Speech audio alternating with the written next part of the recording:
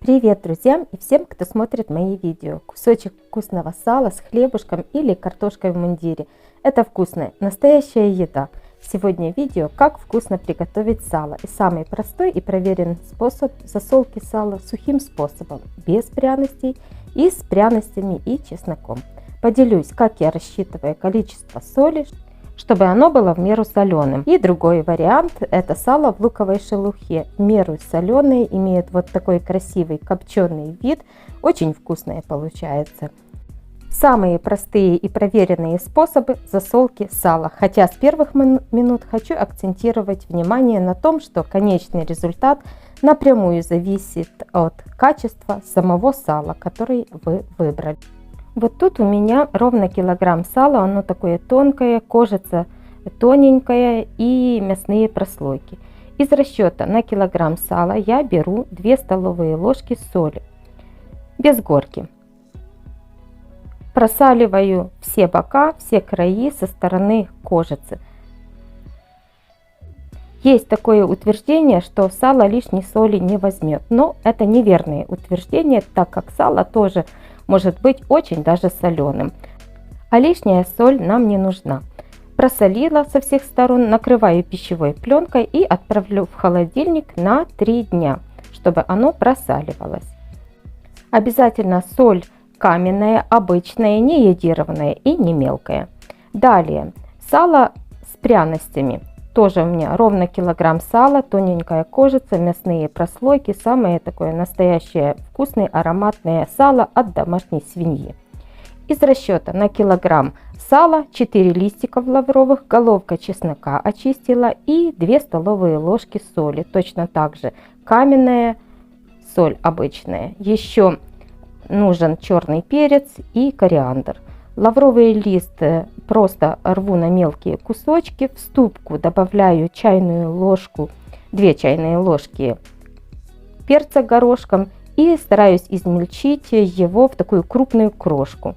Если вы возьмете просто черный молотый перец, тогда сало может быть такое довольно острое, а тут мы, получается, непосредственно измельчаем черный перец, он отдаст все ароматы, все, что нам надо.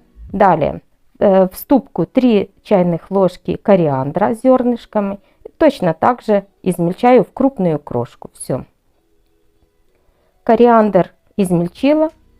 Теперь добавляю в такую пряную, получается, посолочную смесь. Другие специи никакие не добавляю. Это такой стандартный набор специй, которые идеально подходят к салу.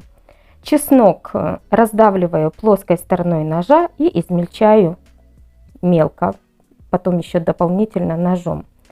Конечно же, со специями можно экспериментировать, добавлять разные по вкусу, по желанию, но это самые стандартные ароматные специи, которые идеально подходят к салу. Засаливать буду в такой стеклянной посудине, высыпаю небольшое количество этой посолочной пряной смеси и стараюсь со всех сторон хорошо присыпать каждый кусочек со стороны кожицы, со всех сторон. И так все сало. Потом накрою крышкой стеклянной и точно так же отправлю на 3 суток просаливаться в холодильник.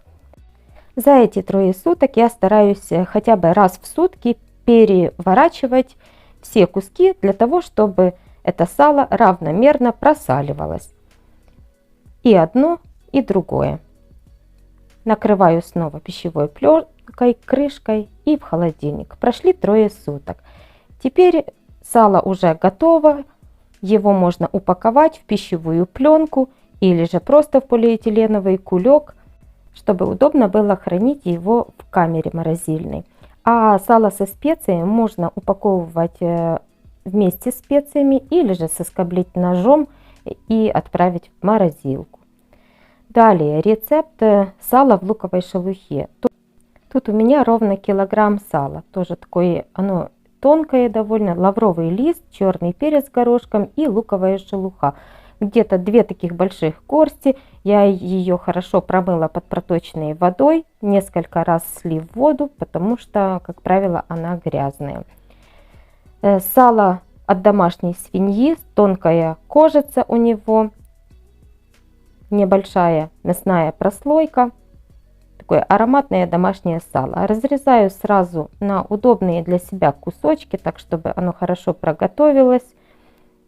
И потом впоследствии удобно было доставать его и нарезать и кушать.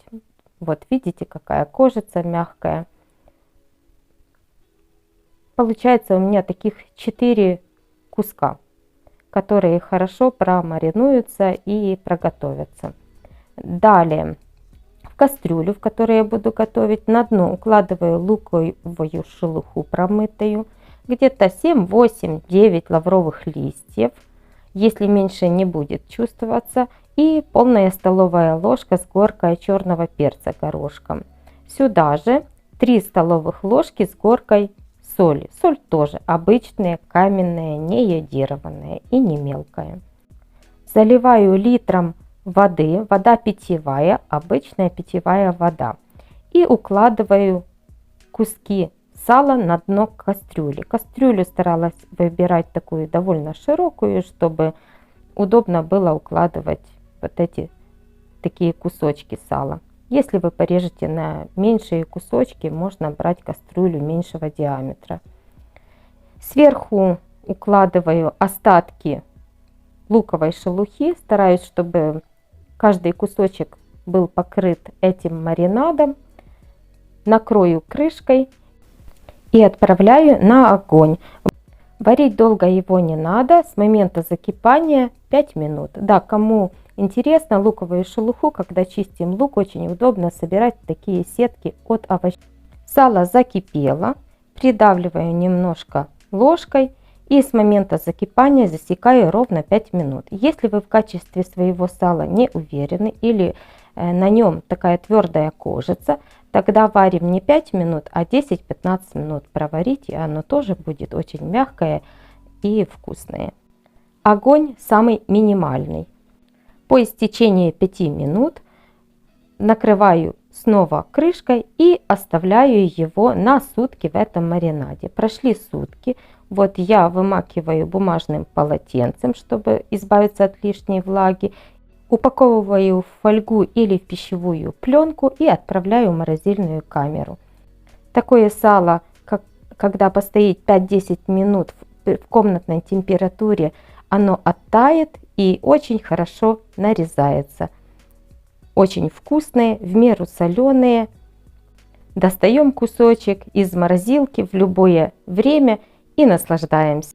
Друзья, очень надеюсь, что видео было вам интересным. Если это действительно так, не забывайте оставлять свои комментарии, лайки, подписываться на мой канал, кто не подписался. Ну а я с вами на этом прощаюсь. Всем пока и всем до новых интересных видео. С вами была Виктория. Пока-пока.